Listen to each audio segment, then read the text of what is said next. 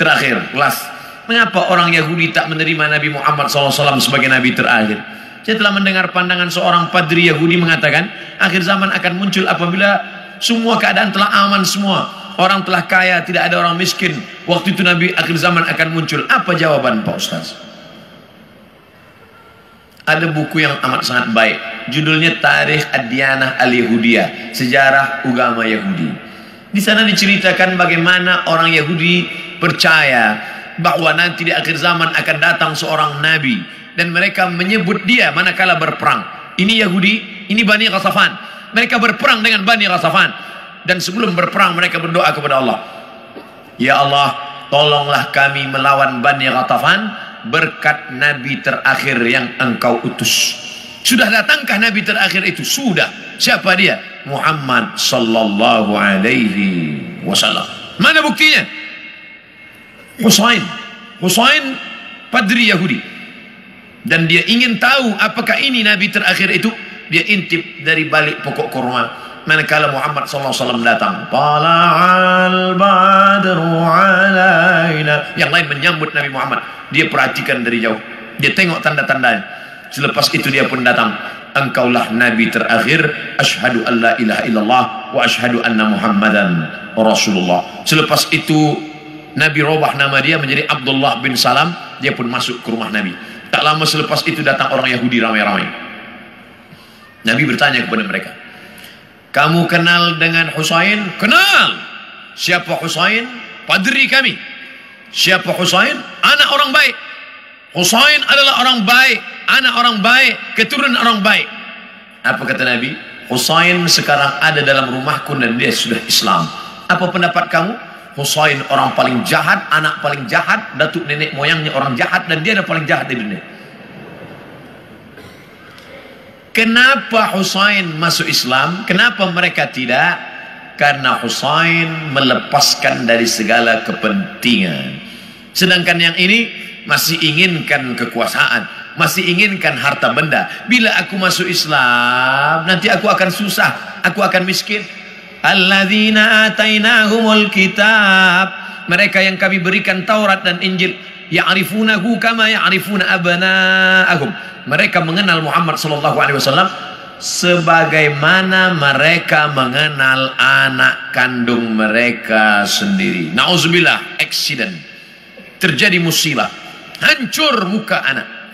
Lalu kemudian seorang ayah dan bunda datang ke hospital. Kami nak tengok anak kami.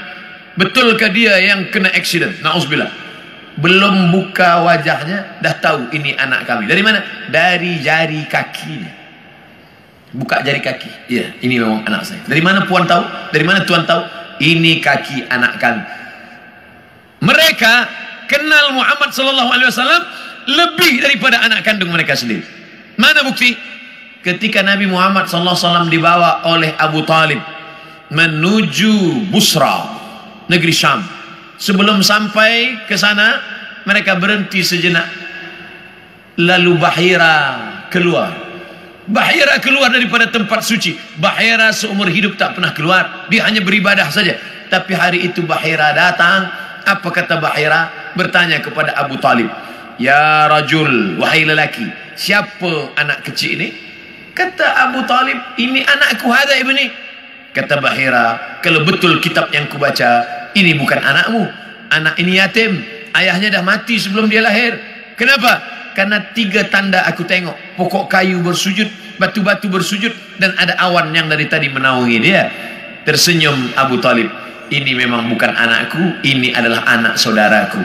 Karena orang biasa berkata anak saudara itu anak kita juga. Anak saudara, anak kita.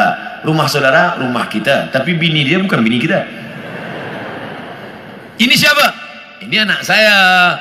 Itu kan bukan anak ustaz. Itu kemana kan ustaz, anak saudara? Udah macam anak saya. Begitulah Bahira tahu bahwa ini anak ayahnya sudah meninggal. Itulah yang ditulis dalam syair Al-Barzanji. Walamma tamma min hamlihi, ketika hamilnya sempurna, syahrani 2 bulan, ala ashhuril aqwalil marwiyah, menurut hitungan bulan qamariyah. Tufiya bil Madinatil Munawwarati abuhu Abdullah, meninggal ayahnya Abdullah 2 bulan. Kenapa mereka tahu? Kerana itu tertulis dan dituliskan dalam Al-Quran surat As-Saff, ya'ti mim ba'dismuhu Ahmad, akan datang nabi terakhir nanti dan dia bernama Ahmad. Kenapa yang datang itu Muhammad? Muhammad masyhur di bumi, Ahmad masyhur di antara malaikat. Ahmad dia, Muhammad dia, Toha dia, Yasin dia, Al-Fatih dia, Al-Khatim dia. Al-Fatihu lima ughliq wal khatimu lima sabaq, nasirul haqqi bil haqq, yahdi ila siratikal mustaqim. Dialah Al-Aqib, dialah Al-Hashir, huwa Ahmad, huwa Muhammad, huwa Toha, huwa Yasin, huwa Khatim, huwa Al-Fatih, huwa Al-Aqib, huwa Al-Hashir, huwa Al-Hami. 99 ini nama-nama, tapi dia juga adalah Muhammad sallallahu alaihi wasallam. Kenapa mereka tak beriman? Kerana mereka berkeyakinan yang datang itu keturunan Ibrahim, tapi dari jalan nasab Ishak. Ibrahim punya anak Ishak, Ishak punya anak Yakub. Yakub, nama lain daripada Yakub Israel, maka anak cucu Yakub disebut dengan Bani Israel. Yakub punya anak Yusuf, Yusuf punya saudara lelaki bernama Yahuza. Cucu cicit keturunan Yahuza disebut dengan Yahudi. Mereka ingin nabi terakhir itu keturunan Ishak, Yakub, Yahuza. Sedangkan yang lahir terakhir ini Muhammad SAW, anak Abdullah, anak Abdul Muttalib, anak Hashim, anak Abdi Manaf, anak Qusay. Qusay lah yang membina Darun Nadwah di kota Makkah Al-Mukarramah. Cucu cicit keturunan daripada Adnan, Adnan keturunan daripada Ismail, Ismail anak daripada Ibrahim alaihissalam.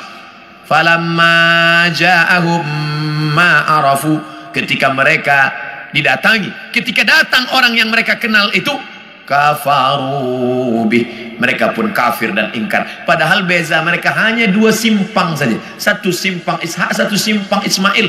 Mereka tak percaya. Bagaimana dengan kita orang Melayu? Andailah orang Melayu tak nak beriman kecuali dengan Nabi Melayu. Aku tak nak Nabi seorang Arab, ingin Nabi yang Melayu, pakai baju Melayu, pakai songket Melayu. Aku Abdul Somad, saya Abdul Somad, tak pernah mempermasalahkan apakah dia datang dari Arab, apakah dia dari Quraisy. Yang penting aku bersyahadat asyhadu an la ilaha illallah wa asyhadu anna Muhammadan Rasulullah. Islam, makna Islam istislam, makna istislam al-inqiyad wa ta'ah, patuh dan taat. Datang dia sami'na wa ata'na. Hari ini semua bumi Melayu bersyahadat, semua mengalahkan Egypt, Mesir. Sampai hari ini Mesir masih ada lagi yang tidak Islam, Arab tapi tidak Islam. Jordania Muslim, tapi Irak masih ada lagi Maronit. Mesir masih ada lagi Koptik. Tapi kita bumi Melayu, kalau sudah disebut Melayu adalah Islam. Melayu tanpa Islam hilang me-nya, tinggal layunya saja lagi. Oleh sebab itu kita bangkitkan izzah ini, kita bangkitkan kekuatan kita dengan tidak memusuhi orang lain. Orang Melayu adalah bangsa Muslim yang terbuka untuk segala golongan. Tuan boleh pergi ke Pulau Sumatera, tengok kampung Melayu Delhi, Medan, North Sumatera Utara. Di sana ada nama Kampung Kling, kerana ada tempat orang Hindu yang dibawa oleh Inggris masa dulu untuk memetik tembakau. Sampai hari ini masih ada. Di sana pula ada kampung nama Pecinan, tempatnya orang saudara kita daripada Chinese, Tionghoa, masih ada tegak berdiri. Orang Melayu Muslim adalah orang yang menebarkan kedamaian. Wa ma arsalnaka illa rahmatan lil alamin.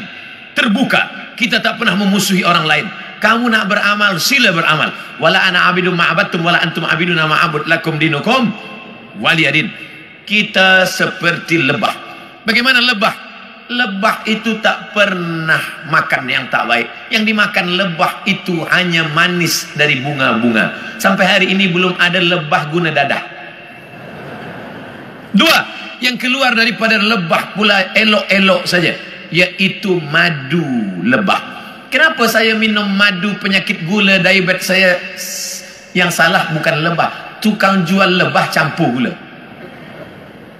Yang ketiga, bahwa lebah hinggap di ranting, tak ada ranting patah. Sampai hari ini lebah hanya membuat sarang di kayu tualang yang besar. Tak ada lebah patahkan ranting. Lebah tahu ini sesuai, ini tak sesuai. Yang keempat, lebah jangan diganggu. Orang Islam jangan diganggu. Bila engkau ganggu sarang lebah, dia akan kejar engkau. Masuk pun engkau ke sungai, dia akan tunggu. Bila kau tak bernafas, engkau tarik nafas, di situ dia guna. Kepala engkau akan bengkak. Hati-hati dengan lebah. Dan lebah ada senjata satu saja. Di ekor lebah ada satu senjata. Lebah tahu, bila aku dah guna ini aku akan mati. Sengatan lebah diguna sekali seumur hidup. Dan kalau dia sudah pakai, orang akan kena, dia pun akan mati. Bagi lebah, lebih baik berputih tulang daripada berputih mata. Nah, ini tak betul juga, sebab lebah tak bertulang.